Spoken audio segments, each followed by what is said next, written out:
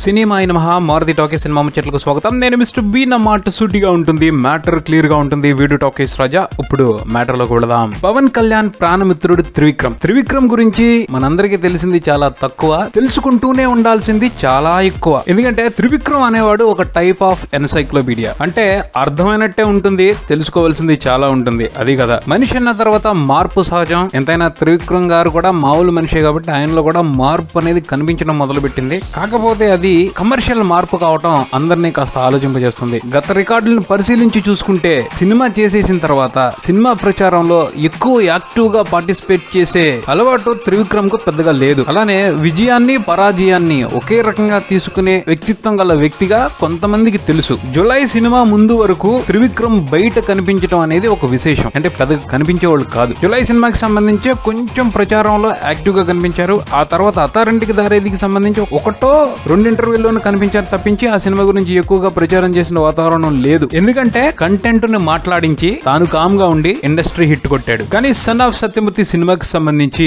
విపరీతమైన మార్పుతో కనిపిస్తున్నాడు త్రివిక్రమ్. ఇంతకు ముందు స్టేజ్ మీదకి వచ్చిన పెద్దగా మాట్లాడేవాడు కాదు, కానీ సన్ ఆఫ్ సత్యమూర్తి గురించి చాలా ఎక్కువ మాట్లాడాడు. అలాగే మాట్లాడిన ప్రతిసారి పవన్ కళ్యాణ్ గురించి మాట్లాడుకుండాను, ఆయన అభిమానుల్ని సంతృప్తి పరచకుండాను అయితే స్టేజ్ దిగలేదు. అలానే ఈ సినిమాకి సంబంధించి చాలా ఇంటర్వ్యూలు ఇచ్చాడు. ఇంతకు ముందు ఏ సినిమాకి ఈ రేంజ్ లో ఇంటర్వ్యూలు చేసిన రికార్డ్ అయితే లేదు. త్రివిక్రమ్ లో ఈ మార్పుకి ప్రధానమైన కారణం ఇది అని చెప్పేసి చాలా మంది మాట్లాడుకుంటున్నారు. అదేమిటి అంటే త్రివిక్రమ్ సన్ ఆఫ్ సత్యమూర్తి సినిమాకి సంబంధించి లాభాల్లో షేర్ తీసుకుంటున్నాడు. విపరీతమైన క్రేజ్ కారణంగా ఈ సినిమా విడుదలకు ముందే నిర్మాతలకి ఊహించని విధంగా లాభాలు తెచ్చిపెట్టింది. ఆ లాభాల్లో త్రివిక్రమ్ కు రావాల్సిన షేర్ ఆయనకు వెళ్లిపోయింది. అంతా బాగుంది అనుకున్న సమయంలో సినిమా విడుదలైన తర్వాత నెగిటివ్ రివ్యూస్ వచ్చాయి, మిక్స్డ్ టాక్ నడిచింది. దాని మూలంగా సినిమాకి డ్యామేజ్ అయ్యే అవకాశాలు కనిపించాయి. సో స్వయంగా త్రివిక్రమే పూనుకుని ఆ డ్యామేజ్ ని కంట్రోల్ చేసే పని సక్సెస్ఫుల్ గా చేశారు. అంటే ఒక రకంగా ఈ సినిమాకి ప్రొడ్యూసర్ కూడా అయ్యాడు కాబట్టి ఈ సినిమాని కాపాడుకోవడానికి త్రివిక్రమ్ కాస్త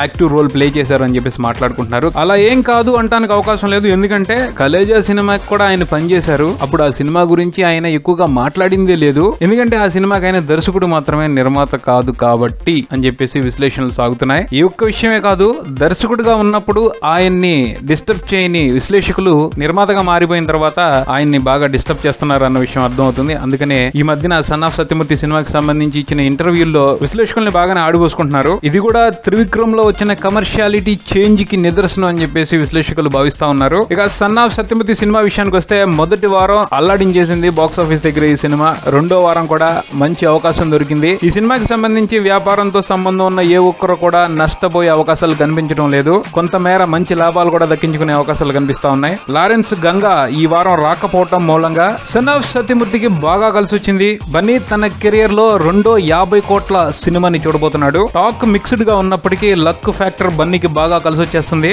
ఈ సినిమా బన్నీ రేంజ్ ని నెక్స్ట్ లెవెల్ కి తీసుకెళ్లిపోవటం ఖాయం అని చెప్పేసి ఆల్రెడీ నిర్ధారణ అయిపోయింది. కాకపోతే ఏ రికార్డులను క్రియేట్ చేస్తుంది, రేసు గుర్రాన్ని దాటుతుందా లేదా అన్నది మాత్రం వేచి చూడాలి. ఇది బుల్టన్. మరో బుల్టన్ తో మళ్ళీ కలుద్దాం. Keep watching Maruti talkies. For me mister B talkies Raja. Thank you.